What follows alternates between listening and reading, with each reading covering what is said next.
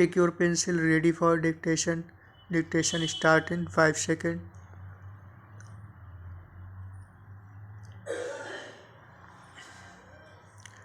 लोकसभा और विधानसभाओं के चुनाव एक साथ कराए जाने संबंधी विधेयकों पर विचार के लिए बुलाई गई संयुक्त संसदीय समिति की पहली बैठक में विपक्षी सदस्यों के विरोध के सुर पर हैरानी नहीं।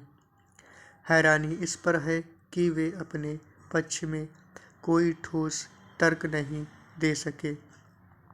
एक कांग्रेस सांसद की ओर से यह घिसा-पिटा तर्क दिया गया कि एक साथ चुनाव कराना असंवैधानिक होगा। उन्हें इससे परिचित होना चाहिए कि 1967 तक लोकसभा और विधानसभाओं के चुनाव एक साथ ही होते थे। क्या वे असंवैधानिक होते थे?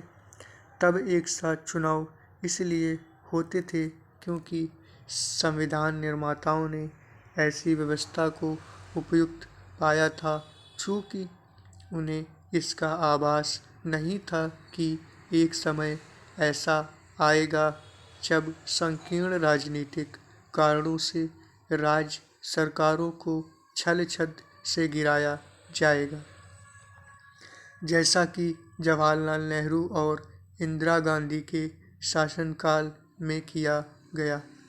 इसलिए उन्होंने ऐसे उपाय नहीं सुझाए जिससे एक साथ चुनाव के सिलसिले को बाधित होने से रोका जा सके।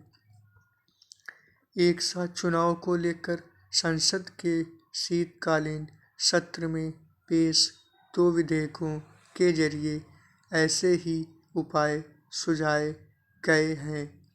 उचित यह होगा कि संयुक्त संसदीय समिति के सदस्य इन उपायों पर दलगत राजनीतिक स्वार्थों से ऊपर उठकर नीर-छीर ढंग से विचार करें। यह दुर्भाग्यपूर्ण है कि समिति में शामिल विपक्षी सदस्य ऐसा करना तो दूर, ढंग के तर्क भी नहीं रख पा रहे हैं।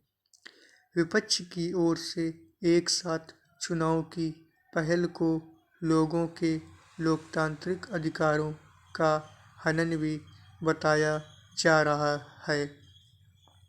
यह इसलिए हास्यास्पद है कि पिछले लोकसभा चुनाव के साथ ही ओडिशा, आंध्र प्रदेश, अरुणाचल प्रदेश और सिक्किम के विधानसभा चुनाव हुए थे। क्या विपक्ष यह कहना चाहता है कि इन चारों राज्यों में एक साथ चुनाव होने से लोगों के लोकतांत्रिक अधिकारों का हनन हुआ? यदि हाँ, तो कैसे? और यदि नहीं, तो इसका मतलब है कि उसे यह सूझ ही नहीं रहा कि एक देश एक चुनाव के विचार का तार्किक तरीके से विरोध कैसे किया जाए, और इसलिए वह खोखली दलीलें पेश कर रहा है। एक साथ चुनाव के विरोधियों को इससे अनजान नहीं होना चाहिए कि रह रहकर होते रहने वाले चुनाव संसाधनों पर बोझ बनते हैं। आचार संहिता लागू हो जाने के कारण विकास के काम बाधित होते हैं और राजनीतिक दल सदैव चुनावी मुद्रा अपनाने तथा अपनी प्राथमिकताएं बदलने को बाध्य होते हैं। एक साथ चुनाव से केवल संसाधनों की बचत के साथ जनता को राहत ही नहीं मिलेगी, बल्कि राजनीतिक दलों को भी आसानी होगी। एक साथ चुनाव के विरोध में विपक्ष की ओर से एक तर्क यह भी दिया जा रहा है कि इससे क्षेत्रीय राजनीतिक दलों को नुकसान होगा। ओडिशा और आंध्र प्रदेश के अनुभव तो इस तर्क को आधारहीन साबित करते हैं। Thank you.